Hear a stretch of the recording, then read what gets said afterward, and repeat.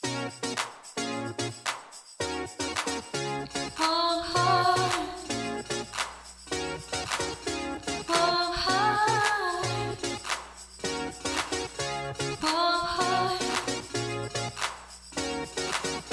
Hong Hong. Kabalikan o kaibigan, maaasahan kailanman. Di iyong malalapitan, pag-usapan natin yan. Hong Hong, Hong Hong, Hong Hong, Hong Hong.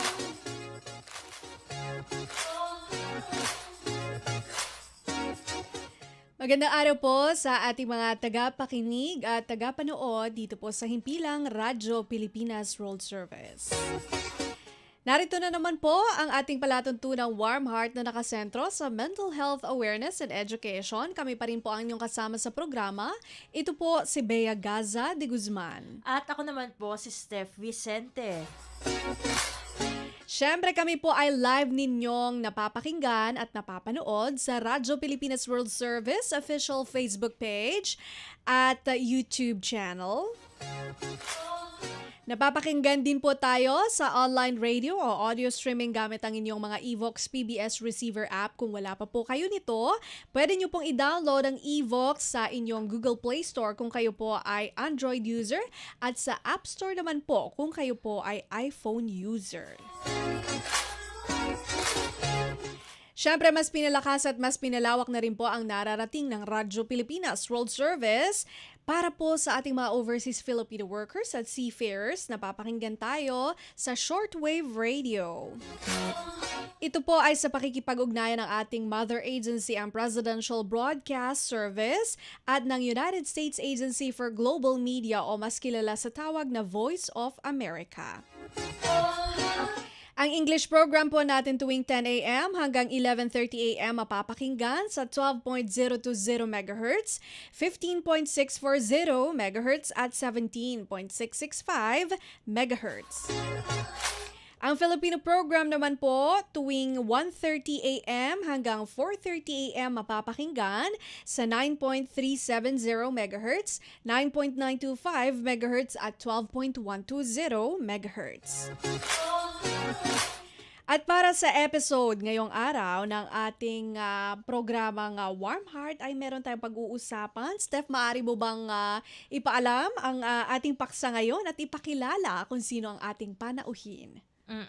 Ang ating pag-uusapan sa araw na ito, sa ating edisyon ngayon ng Warm Heart, ay yung misconception na kumbaga may kahinaan ang ating mga kabataan kapag sila ay na-diagnose na merong depression o iba pang mental health condition. At upang tayo magkaroon ng isang malalimang talakayan kung paano ba natin malalabanan itong misconception na ito, ay makakasama natin ang presidente ng Pambansang Samahan sa Psikolohiyang Pilipino, walang iba kundi si Sir Jolian Francis S. Fornillos. Pero bago natin talaga siya ipasok sa program, ay syempre ipakilala natin ng puspusan ng ating guest, no, kung bakit siya ang kung sabi natin pinaka-qualified, no, na Magsalita hinggil dito.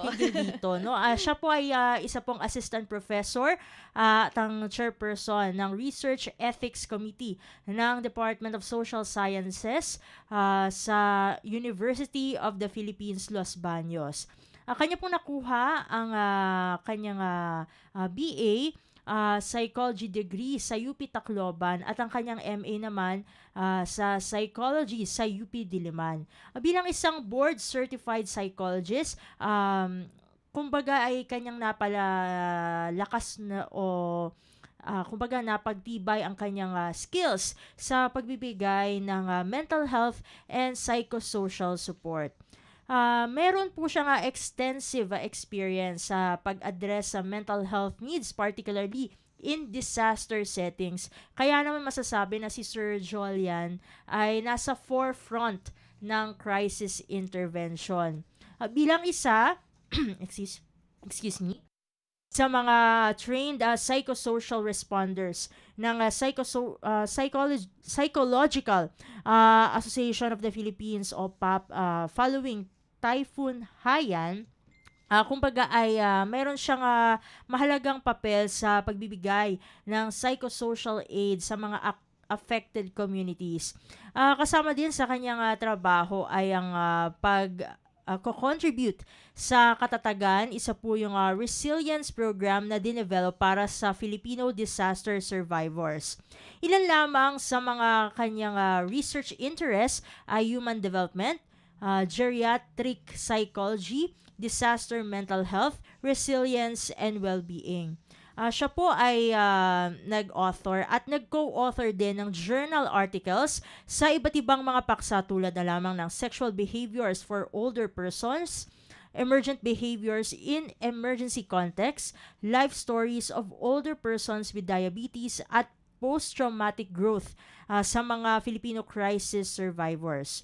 Bilang kasalukuyang presidente nga ng Pambansang Samahan sa Psikolohiyang Pilipino o PSSP, ay patuloy pa rin champion ni Sir Jolian ang advancement ng Filipino psychology sa pamagitan ng research, practice, at advocacy. So, ayan, papasukin na natin sa ating programa ang presidente ng Pambansang Samahan sa Psikolohiyang Pilipino, walang iba kundi Sir Jolian Francis S. Fornillos.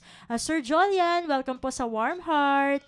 Hello po, Ma'am Steph. Maraming salamat po sa mapagkaloob na pagpapakilala. No? And again, Ma'am Bea, maraming salamat po. Isang nakagiginhawang umaga po sa ating mga tagapanood at tagapakinig. Yes, isa nakagiginhawang umaga din po sa inyo at sa ating mga tagapakinig. Maraming salamat Sir Jolian sa pagpapaunlak. Nako, alam namin na ngayon po ay linggo at champion din natin o fina-forward ang well-being, no? So maraming salamat po sa paglalaan sa amin ng oras kahit po araw ng pahinga.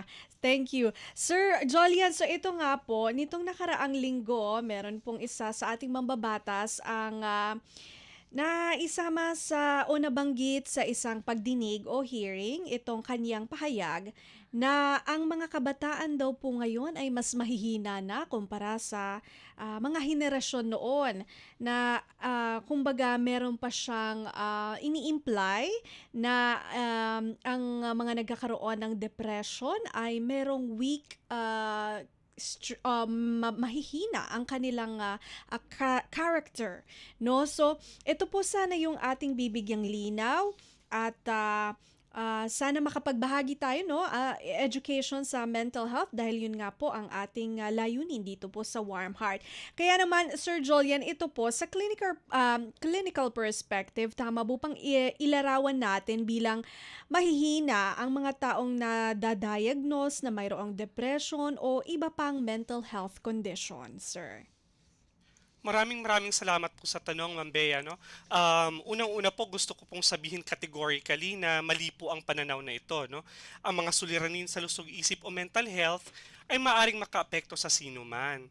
Kinikilala ang mga kondisyon na ito na bunga ng pinagsamang impluensya ng masasalimuot na pangyayari sa buhay, problema sa pisikal na kalusugan, suliraning pampamilya, maaring ito ay bunga ng kahirapan, sakuna, probably pressure or mabigat na dalahin sa trabaho o paaralan at iba pang hamong panlipunan. No? So, imbis na tignan natin ang mental health conditions na a form of weakness or kahinaan, dapat silang tignan.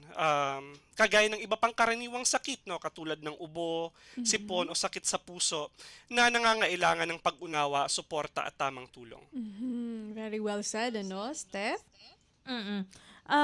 Matanong ko lamang po, no, Sir Jolian, malaki pa rin po ba na factor, no, behind these kinds of remarks po ang stigma surrounding mental health? Kasi alam naman po natin, no, na ever since po nagkaroon ng pandemic dito sa Pilipinas ay kumbaga marami talaga yung masabi nating nagising, no, tungkol sa kalusugang pangkaisipan. Pero until now, masasabi pa rin po ba natin na meron pa rin talagang stigma patungkol po sa lusog-isip?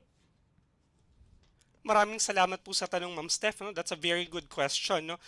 Well, kung ako po yung tatanungin, no, yung ganitong pahayag, no, lalo't nanggaling sa isang pinuno ng bayan, no, ay maaaring makapagpaigting doon sa stigma o kahihiyan na kaakibat ng pagkakaroon ng pinagdadaanan. No? So again, pag sinabi niyo pong stigma, ito yung kahihiyan, no, na associated or kaakibat ng pagkakaroon ng pinagdadaanan. No? And again, insofar as mental health issues are concerned, nandyan pa rin po yung stigma na yan. No? And again, kapag sinabi ng isang pinuno ng bayan na ito ay kahinaan, maaring mag-develop, no, or magkaroon ng internalized stigma ang isang taong may pinagdaraanan, no, or yung taong na-diagnose ng mental health issue, kung kaya maaari silang mahiya na humingi ng tulong at ito ay maaring makapagpalala pa doon sa kanilang mga pinagdaraanan. No? So I think, again, as I've mentioned, nandyan pa rin po yung stigma and it may actually be reinforced, no, with people saying that this is just a form of weakness or probably ito ay kaartihan lamang or probably ito ay a form of pagiging iyakin. No?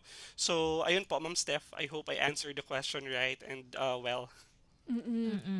Yes. Ayun. At nabanggit nyo, no, na kumbaga ay nare-reinforce yung mga ganitong klase ng remarks ng stigma.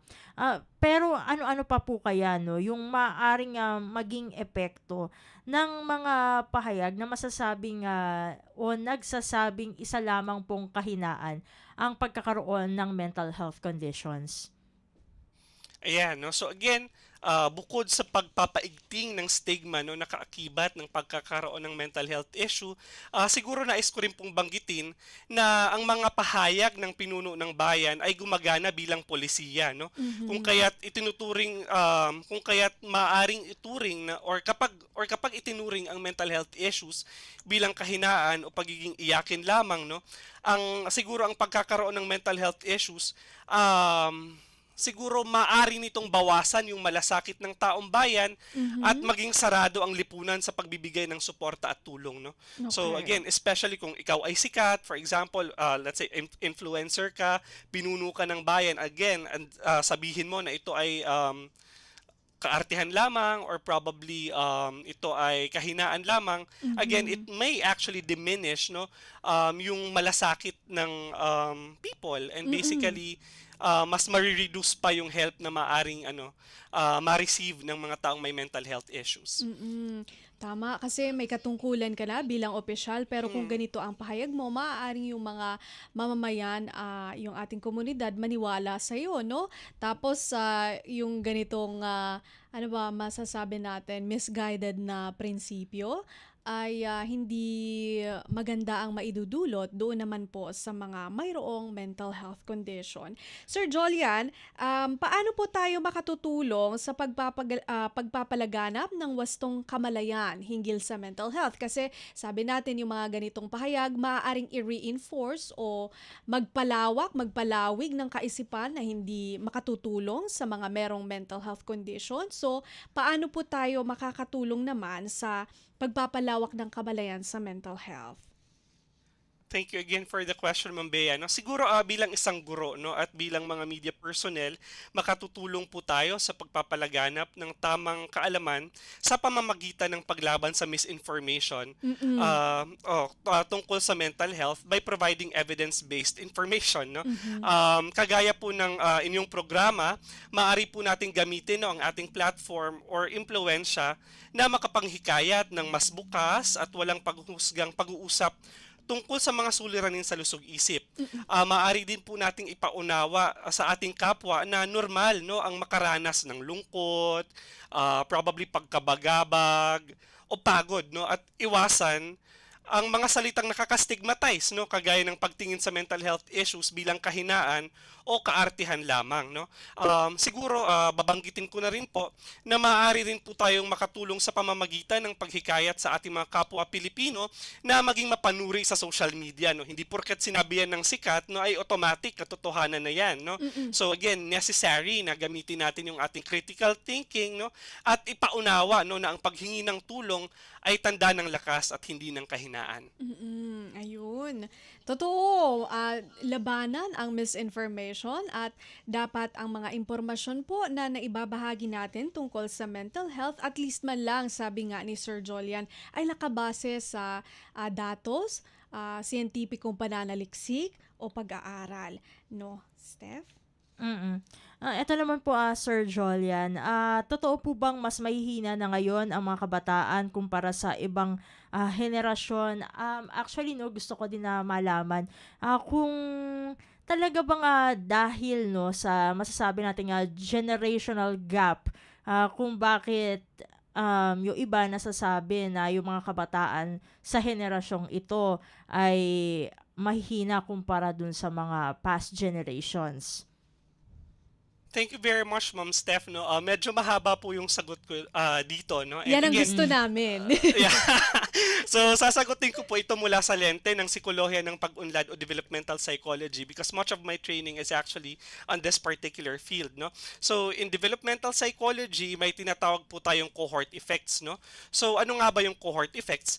Ito po ay tumutukoy sa pagkakaiba-iba ng bawat henerasyon dahil sa mga natatanging karanasan at krisis na ng kanilang panahon. No? So again, these are the unique experiences that people experience per generation. No? And because of this particular concept, I would argue at igigiit ko po na in fact, mas malakas pa nga no ang kasalukuyang kabataang Pilipino kaysa sa pagiging mahina, no. So let me actually point three important things, no.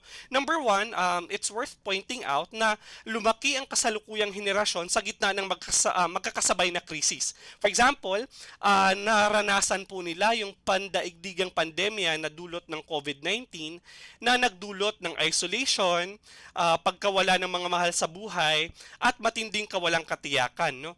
Kasabay ng COVID-19, yung walang tigil na impluwensya ng social media kung saan sila lantad sa cyberbullying, comparison culture at disinformation. No? Other than this, no, pwede rin nating idagdag yung mabilis na pag-usbong ng AI na bumabago sa mukha ng education at trabaho, no, at nagdadala ng pangamba sa seguridad ng hanap buhay. No? And again, nais ko pong sabihin na yung kasalukuyang kabataang Pilipino ay patuloy pa ring umaangkop, no, nagkukup at natututo. No? At again, I think part ito ng strength sapagkat yung normal nila may be different, no, and more complicated than the previous generation. So that's the first point. Second, no, ang siguro ang kanilang pagharap no sa mga suliranin sa lusog-isip ay tanda ng lakas, hindi ng kahinaan. Halimbawa, nais ko pong banggitin na kung noong unang panahon, talagang unang panahon, no, akala mo prehistoric period. No? So again, nais ko lang pong banggitin na noong unang generation, siguro, usong-uso yung pananahimik at pagtatago ng problema. No? Ngayon, ay mas bukas na po ang mga kabataan sa paghingi ng tulong at pag-amin ng kanilang pinagdaraanan. No? So again, nais ko pong i-emphasize ito bilang mental health professional na ang pag-uulat ng mental health issues ay hindi ebidensya ng paglala ng kahinaan, kundi ng pagtaas ng kamalayan at emotional literacy. No? So again, some people would think, bakit nagre-report ng mental health issues, mahina yan. That's not true. No? Again, that is only an evidence that the younger generation are more aware and more emotionally literate. No? Mas bukas ang kabataan ngayon na magsabi na kailangan ko po ng tulong kaysa magkunwaring kaya pa kahit hindi na. No? And again, yung pangatlong punto po na nais ko pong banggitin, no? This is based on my clinical experience, no? At ito ay nakikita ko po sa aking mga kliyente, no? Na sila ay eager na putulin yung cycle or yung siklo ng generational trauma. No? So, anong ibig ko pong sabihin dito, no? At bakit ko po nasabi ito? No? Based on my clinical experience, again, nakikita ko po na mas critical ang mga kabataan ngayon sa mga nakasanayang paniniwala na maaaring nakasakit o nakapigil sa nakaraang henerasyon, no? Kagaya ng kultura ng pagtitiis. No? So, yung previous generation, they are actually trained to actually suck it up, no? Or soldier on. No?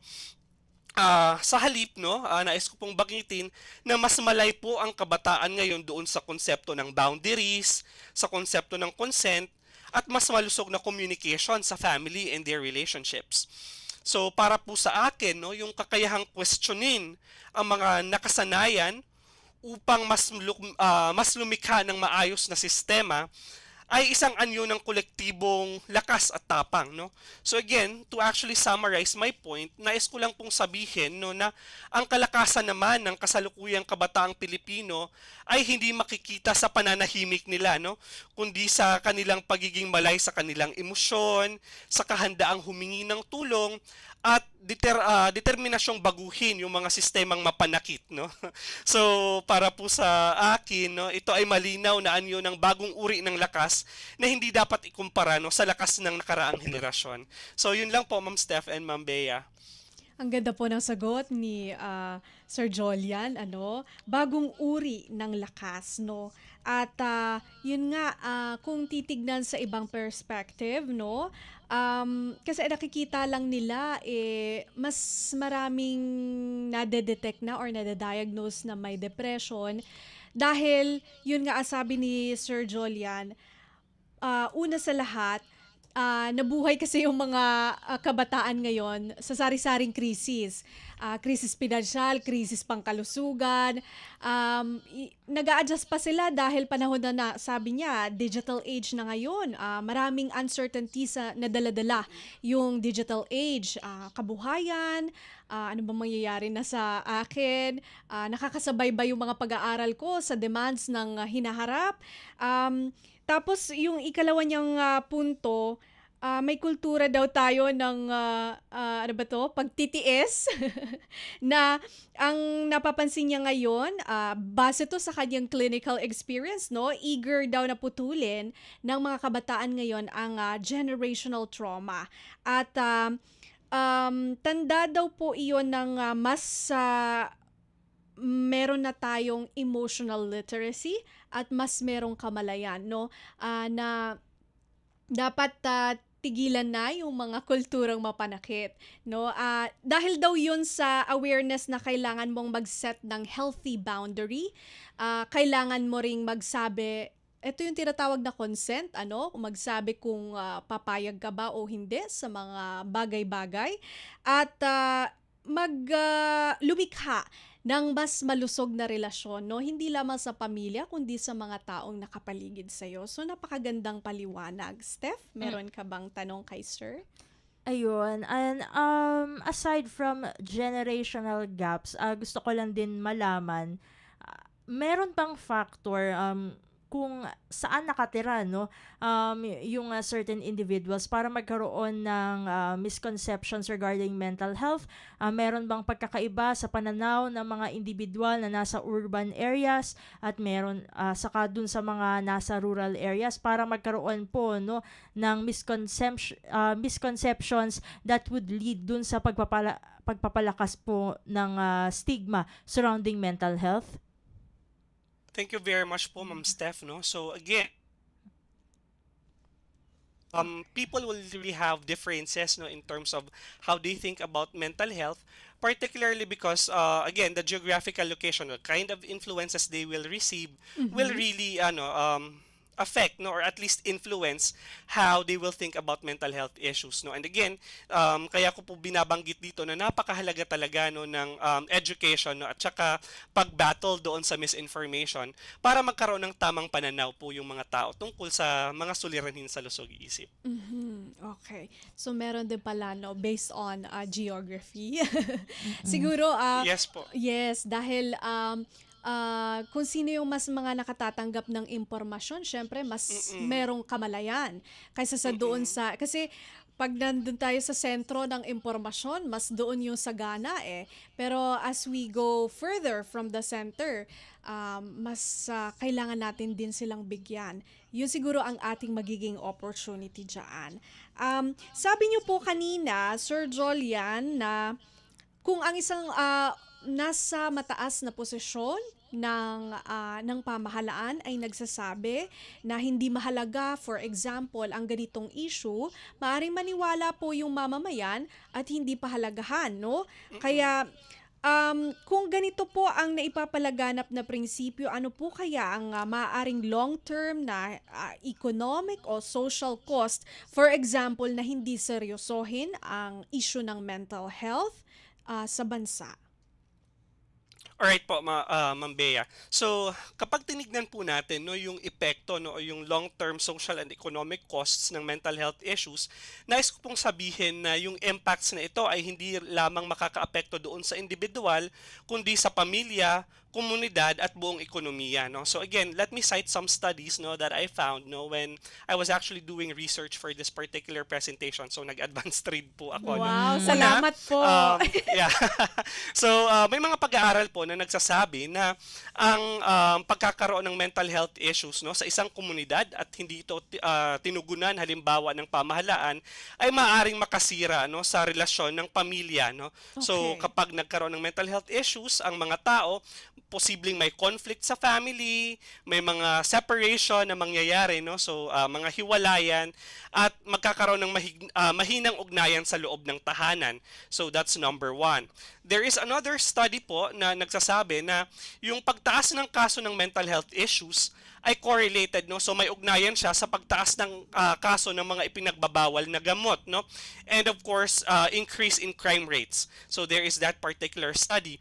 But what's more important, no, and what's related to economic growth would be yung ideya na ang pagkakaroon ng mental health issues ay may negative relationship with productivity, no? Okay. So ito po ay base doon sa pag-aaral ni Estrada, Isen at Young no, as early as 1994, no? Binanggit nila na ang pagkakaroon ng mental health issues may undermine productivity, no? They even mentioned causal factors, no. Yung una, binabanggit nila yung absenteeism, no. So kapag may mental health issues ka, malamang sa malamang ay liliban ka sa trabaho, no. So hindi ka Okay. makakapag-work. Second, binanggit din nila Estrada at mga kasamahan yung tinatawag nilang presenteeism, no. So ano yung ibig sabihin ng presenteeism? Ito yung pumapasok ka sa trabaho pero hindi ka naman productive sapagkat meron kang mental health issue. Another possible economic cost dito yung tinatawag nating increased government spending, no? So again, kapag yung mga tao sa isang lipunan or isang bansa ay mayroong mental health issues, definitely mapipilitang tumugon dito yung gobyerno, kaya lalaki no yung magagastos ng gobyerno sa public health services at social welfare programs. At yung panghuli po, again, ito yung pinaka long-term economic cost, babagal po yung economic growth sapagkat, again, alam naman natin na ang pagkakaroon ng mental health issues ay maaaring may ugnay doon sa premature death and impairment in functioning. Kaya adversely, maapektuhan din or maapektuhan din negatively yung human capital ng bansa. No? So again, naka-anchor lahat ito doon sa konsepto ng productivity. Okay. So, epekto nito, social and economic, Economic cost, costs. family conflict, meron ding correlation ang mental health condition sa paggamit ng ipinagbabawal na gamot at mas maraming krimen sa lipunan, negative relationship sa productivity. Ang interesting na mga concept na to, pwedeng mas madalas kang lumiban sa trabaho o sa eskwelahan, o pwedeng lagi kang nandyan pero wala namang naiipon na karunungan or wala kang na ibibigay din kasi present ka nga physically pero hindi ka makapagbigay ng best mo, no? Kasi hindi ka 100% na nagfa-function dahil may sakit ka eh. And dito naman tayo sa macro level, no? Doon sa ekonomiya naman at saka sa social, meron daw pong increase in government spending. Siyempre, pangangalagaan po ng pamahalaan itong mga taong mayroong mental health condition, kaya gagastusan po ng pamahalaan yung public health at saka yung social welfare, mga ayuda, mga pagpapagamot at kung ano-ano pang pangangailangan. At yung pinakahuli, sabi ni Sir Jolian, ay babagal ang economic growth kasi kung may sakit ka at hindi ka makapagtrabaho, saan ba nanggagaling ang lakas paggawa, 'di ba, sa mga tao? So kung hindi tayo makapag-deliver doon, meron siyang bigger effect. Sa bigger picture, meron po siyang epekto. Napakaganda po ng mga naibabahagi nyo, Sir Jolian. Natutuwa po kami dito. Steph, meron kang katanungan kay Sir? Sir Jolian, meron po bang kolaborasyon ang Pambansang Samahan sa Psikolohiyang Pilipino sa ibang stakeholders o ahensya ng pamahalaan upang tugunan ang mga puwang sa mental health programs o policies? At bilang follow-up din dito ay ano po ang inyong maimumungkahi, no? Kasi kanina binigyang din natin ang kahalagahan ng edukasyon para sa mental health awareness po, no? Ano po ang mga hakbang na pwede pong imungkahi, no, ng inyong organisasyon para kahit papaano ay malabanan nga po natin ang stigma surrounding mental health? Thank you very much po, Ma'am Steph. So, upang matugunan po ang umiiral na puwang sa serbisyong panlusog-isip tuwing may kalamidad, no, naging katuwang po ng Department of Social Welfare and Development ang Pambansang Samahan sa Psikolohiyang Pilipino sa paglinang ng isang Psychological First Aid Manual, no, or yung PFA manual. No. So, ano po ba yung nilalaman ng manual na ito? No? So, the manual serves as a guide, no, sa agarang pagbibigay, no, ng psychosocial support lalo na sa mga miyembro ng DSWD Quick Response Team na nasa unang hanay ng pagtugon sa mga komunidad na nasa lanta ng sakuna. No, so sa konteksto po ng disaster mental health, because much of my work is actually devoted to this particular field of study or field of practice, no, naniniwala po ako na mahalaga ang pagkakaroon ng sistematiko batay sa ebidensya, no, evidence-based at angkop sa kulturang mga interbensyon, no. So sa pamamagitan po ng umiiral na Memorandum of Understanding sa pagitan ng DSWD, Disaster Response and Management Bureau ng PSSP, kasama po dito yung Psychological Association of the Philippines, napapatibay po ang koordinasyon upang matiyak na ang mga programang panlusog-isip ay angkop sa kultura, sitwasyon at karanasan ng mga Pilipinong nakaligtas sa kalamidad, no. So sa ganito pong mga paraan, nakatutulong po ang PSSP na mapalakas ang kapasidad sa bansa, or rather ng bansa sa disaster response sa pamamagitan po ng pagtuon ng mga pangmatagalang layunin, no, na mapangalagaan ng mental health ng mga tao o mga apektadong individual, maiwasan po ang paglala ng kanilang traumatic stress at mabawasan ang panganib ng pagkakaroon ng mga mental health disorders pagkatapos ng sakuna. Siguro mabanggit ko na rin, no, na ang maaari pong maitulong ng pamahalaan, no, para tugunan po yung follow-up question ni Ma'am Steph, ay yung proper education talaga, no, maging open ang schools, no, sa pagkakaroon ng diskurso tungkol sa mental health issues, at kung maaari pong ipakiusap ito sa pamahalaan, no, na naway paigtingin po nila yung implementasyon ng RA 11036 o yung Mental Health Act, no, na, upang masiguro na maging abot kamay po yung mga serbisyong panlipunan para sa mga nangangailangan. So yun lang po, maraming salamat po. Yes, proper education. Meron na palang collaboration ang PSSP sa DSWD. Naku, meron na ako agad na iisip na susunod na paksa kapag inimbita ka namin. Yung Psychological Salamat po. First Aid Manual. Gusto naming matutunan yun ni Steph. Naku, sa susunod na lang po ito, sir, dahil we are running out of material time. Pero sige, ang inyo na lang pong parting message o final message sa ating mga tagapakinig at tagapanood, or kung meron po kayong panawagan. Saka sir, sama na rin natin kung meron pong gustong makipag-ugnayan sa Pambansang Samahan sa Psikolohiyang Pilipino o ewan ko kung pwede rin to, pero yung gusto pong mga dumulog sa inyo sa serbisyo nyo bilang psychologist. Go ahead po. Maraming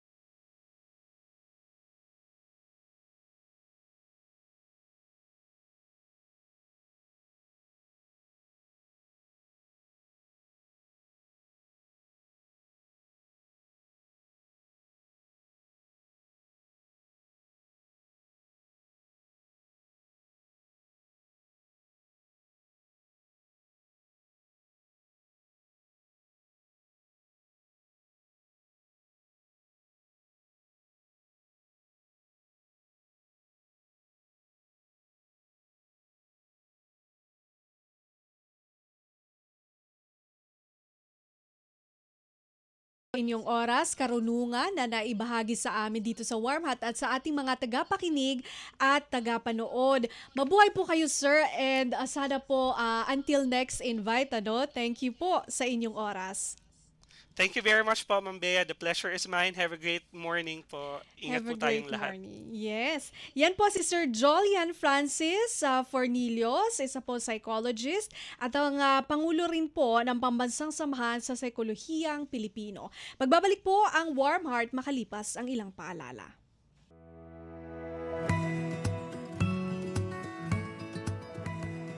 Sa isang bagong Pilipinas, hindi dapat makamba ang pamilyang Pilipino sa mga bayarin sa ospital.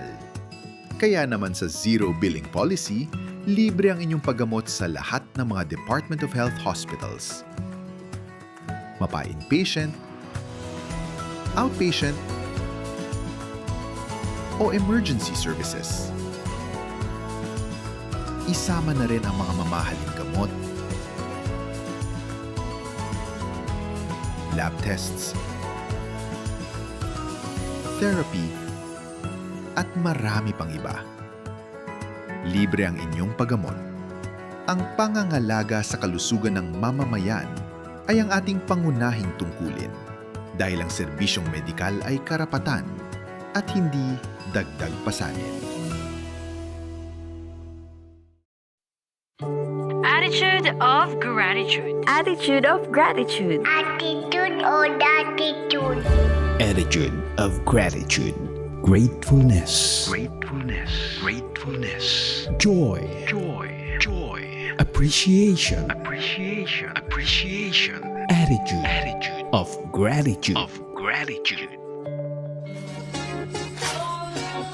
Nagbabalik po ang programang Warm Heart at sa puntong ito ay narito na tayo sa segmentong Attitude of Gratitude kung saan tayo po ay nagfa-facilitate ng Grateful Heart at meron tayong mga katanungan dyan, Steph, no? Yes, ay yung mga katanungan upang kumbaga ay ma-evoke natin no ang gratitude. So una na diyan, what happened today that was good? Pangalawa, which people in my life am I grateful for? Pangatlo, what am I taking for granted that I can be thankful for? Pang-apat, what did I accomplish today? Panglima, what is the last book I read or movie, show, or social media clip I saw that I really appreciated and why? Pang-anim, what am I most looking forward to this week, month, and year and why? Pang-pito, what is the kindest thing someone has said or done lately? At pang-walo at panghuli nating katanungan ay what can I celebrate today? Siguro ako muna ang mauna kasi may Yes, go nangyari ahead. lately. No? Okay. So, medyo naging busy-busyhan ng inyong lingkod ditong mga nakarang araw. So, syempre, very thankful ako dahil merong mga pagkakataon na in between no, dun sa mga days off ko ay nakakasama ko no, ang aking, bukod sa aking family members. No? Minsan, kapag may time, nakakasama ko rin yung aking mga kabarkada. Pero on this particular day off, no, nitong last Friday, ay nakasama ko yung isa sa mga maituturing ko na, kumbaga, mother figure, no, sa Yes. aking buhay, ang aking Mama Fanny Valderrama. Ayan. Shout out! Kung nakikinig siya sa akin ngayon, no, thankful ako nakasama ko siya kasi nung mga New Year, no, mabalikan ko lang yung nangyari sa kanya nung New Year. Actually, na mild stroke siya no, nung New Year. At nasa Pampanga ako, nasa side naman ako ng aking mother. So, hindi ko siya napuntahan agad. So, yung time na napuntahan ko siya is January 2 na. No? At thankful ako kasi hindi kumbaga, nawala kagad daw yung stroke.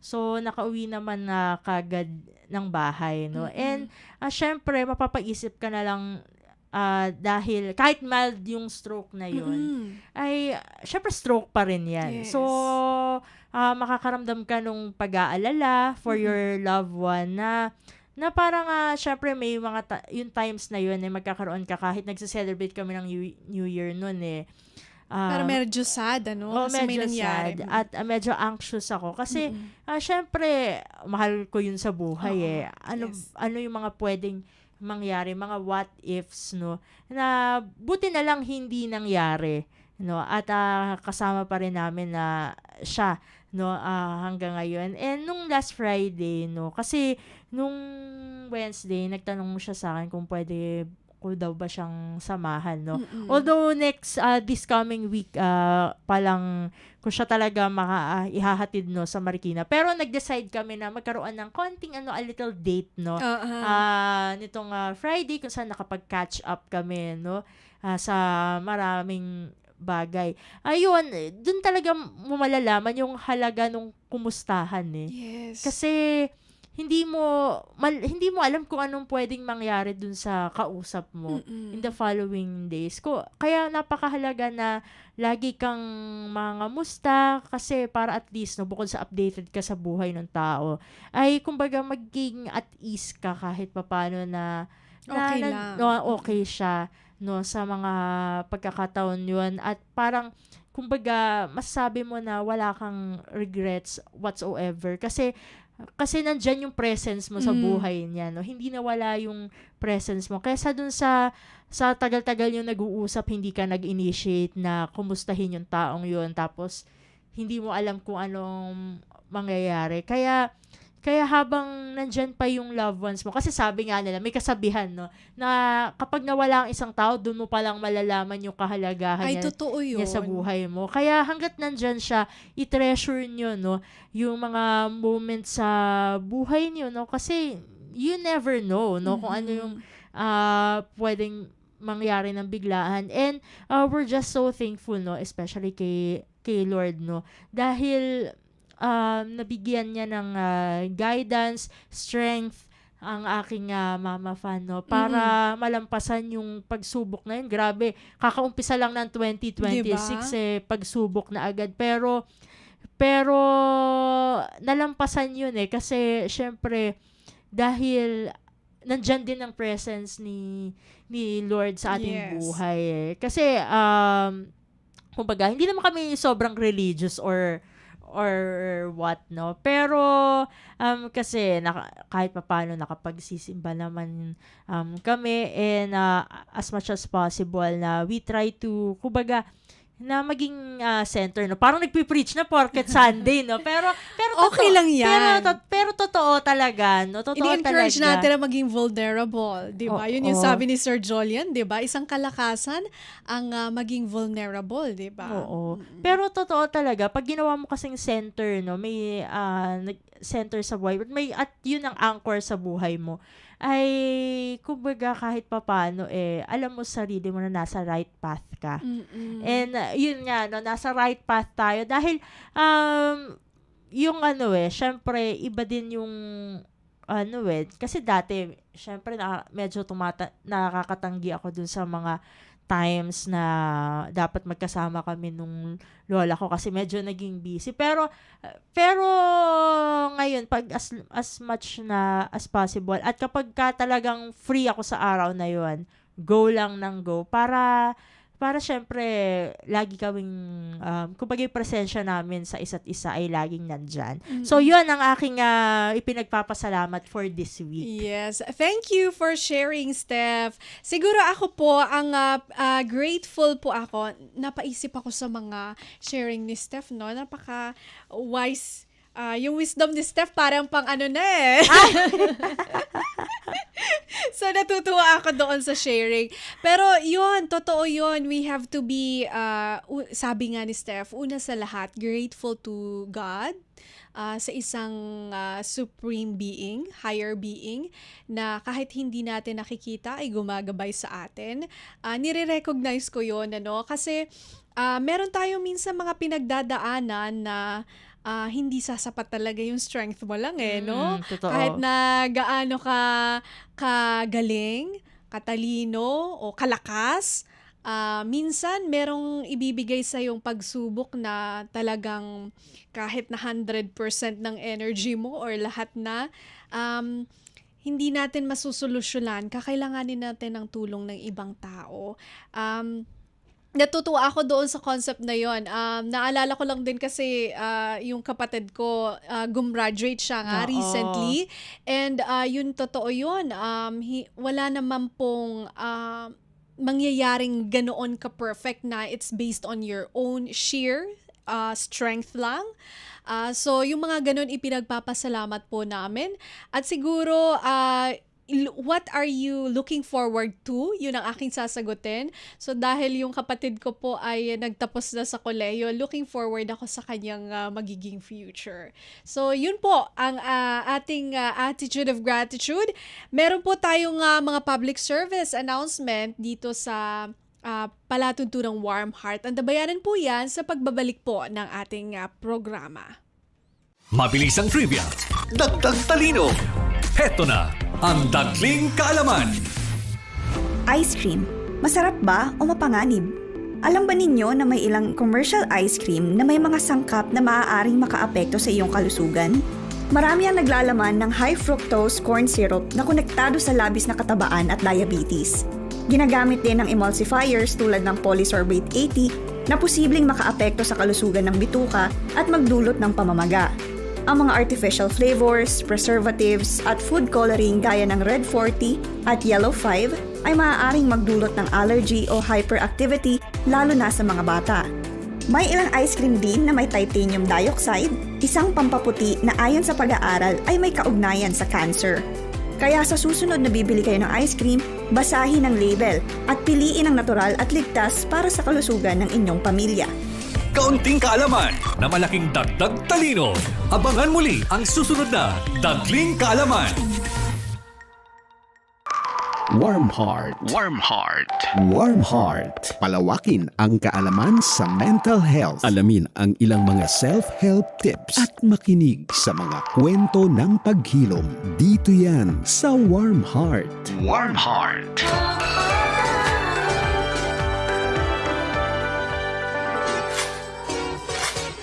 Nagbabalik po ang programa ang Warm Heart dito pa rin po sa Himpilang Radyo Pilipinas World Service.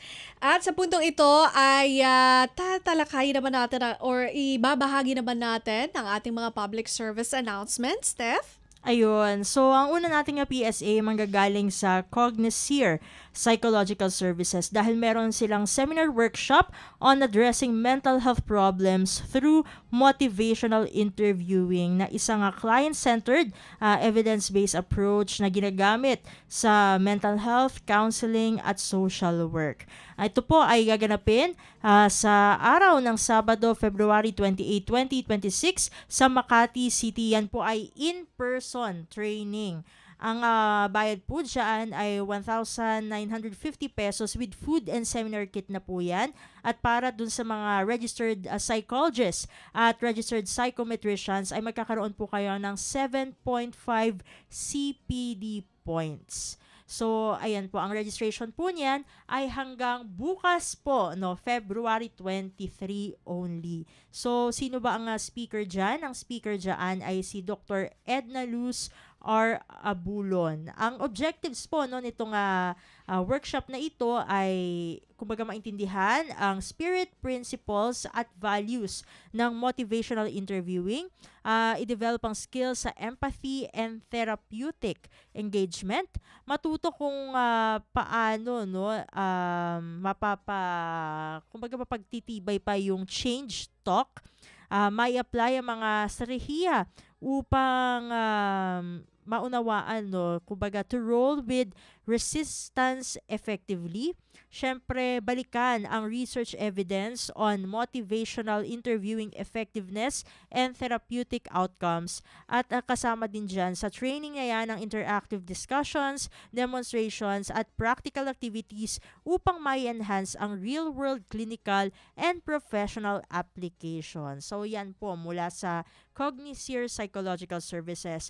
Ito naman mula sa Professional Practice in Counseling and Psychology, no?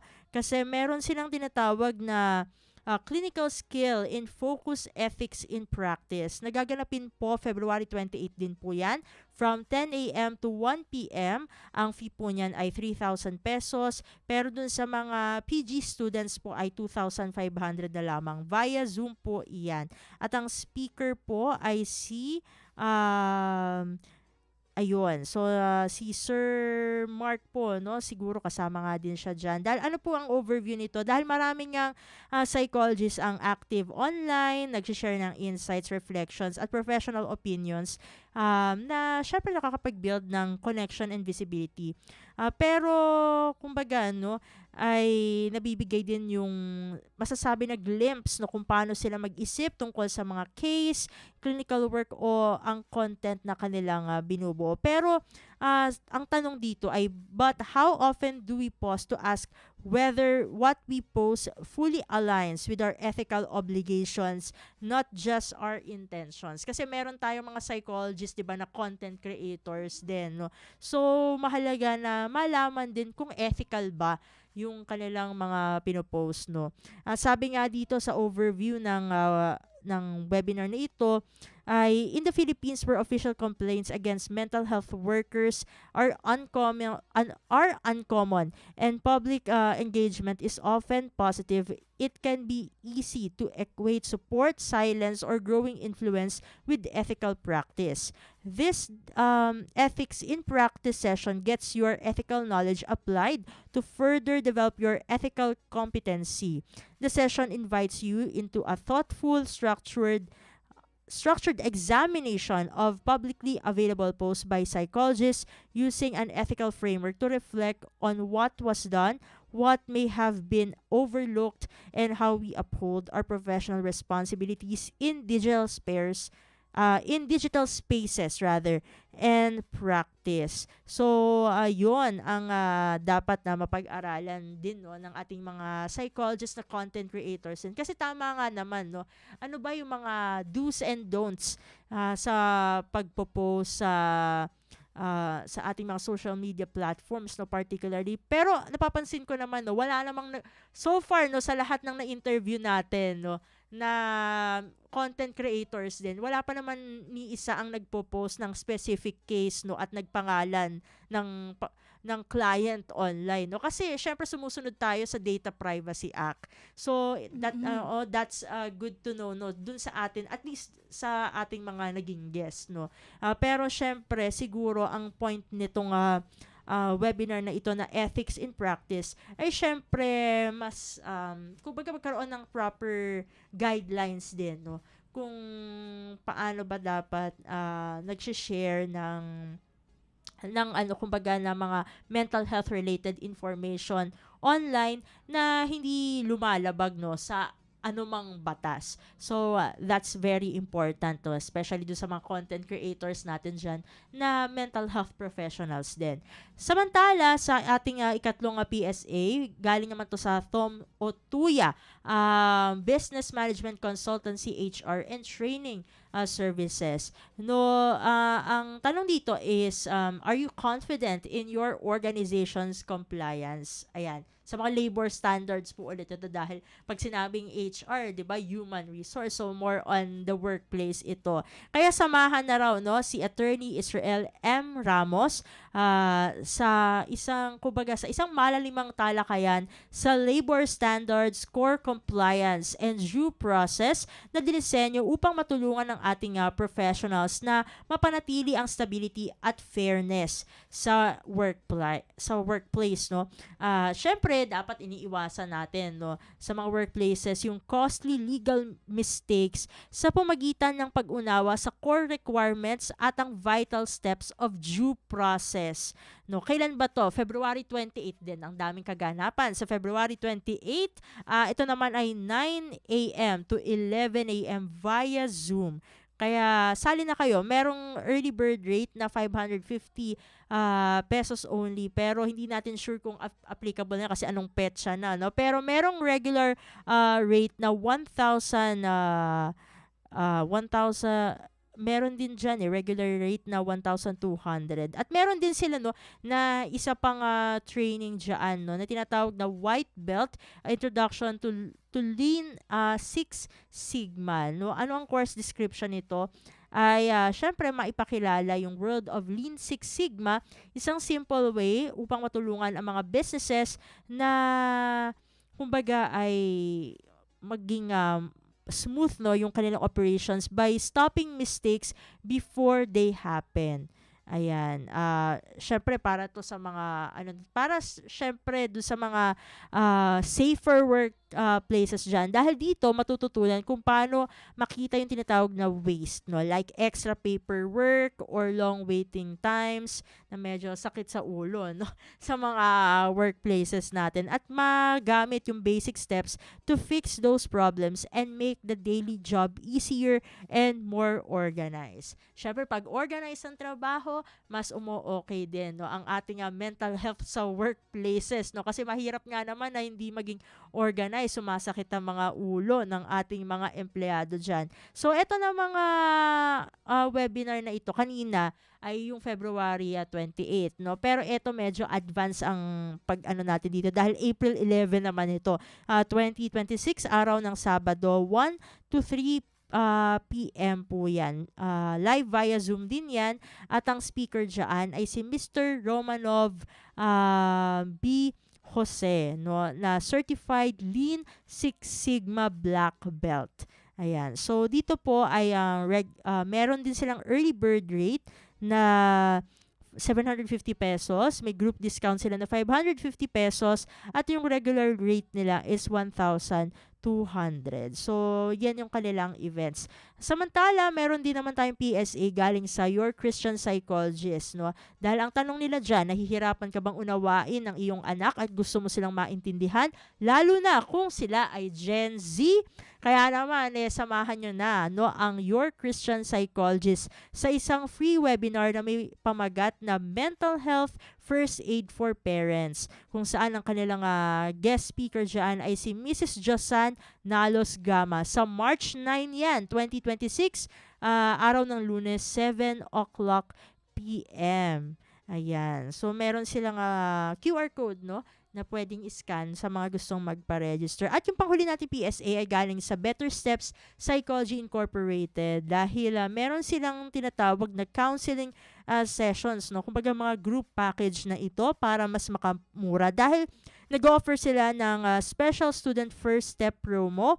Get a package of 7 counseling sessions for only 3,500 pesos. Ayan, 2 full sessions yan. Katumbas yan ng 2 full sessions, no, pero may discount kasi yung advocacy naman dito ng Better Steps Psychology Incorporated ay dahil yung mga college students natin dyan ay kumbaga nakakaramdam din naman sila, no, ng pressure dahil road to the real world ang college. Yes, true. Kaya parang may pressure naramdaman ko yan nung ako din graduate, no. Ilan bang buwan dapat maging tambay, mga ganun. Pero kaya i-channel natin, no, yung ating pressure sa ibang mga bagay, no, particular sa mga counseling sessions na ito dahil maaari tayong mabigyan ng guidance kung paano ba natin kahit paano maibsan yung ating anxiety, 'di ba? Dahil yung iba natatakot na maging tambay for a few months. May mga ganun Yung iba naman ay pagpasok sa trabaho sana pala nagpahinga na muna ako. May mga Oo nga, no? May mga ganun May mga ganun Yung iba gustong-gusto, yung iba chill muna. Pero para mas maunawaan kasi syempre natin yung ating transition to adulthood, mahalaga din na mag-seek tayo, no? Kung hindi sa ating mga guidance counselors na nasa ating mga universities, pwede rin naman sa mga professionals like psychologists. So yan ang kanilang promo para dun sa ating mga college students dyan. So yun ang ating mga PSAs for today. Maraming salamat, Steph, sa pagbabahagi na ating mga PSA, Public Service Announcement dito sa Warm Heart. Naku, wala na po tayong oras. Sige, magpapasalamat na tayo sa ating mga nakasama sa technical side. Kay Susan Aison sa ating Master Control, kay Sir Leo Magpayo sa ating audio streaming na kanina rin ay nag-assist sa atin sa Master Control. At kay Justin Osia sa ating Wirecast. Maraming salamat din po sa ating mga tagapakinig at tagapanood dito po sa palatuntunang Warm Heart. Muli ito po si Bea Gaza de Guzman. At ako naman po si Steph Vicente at ito ang Warm Heart.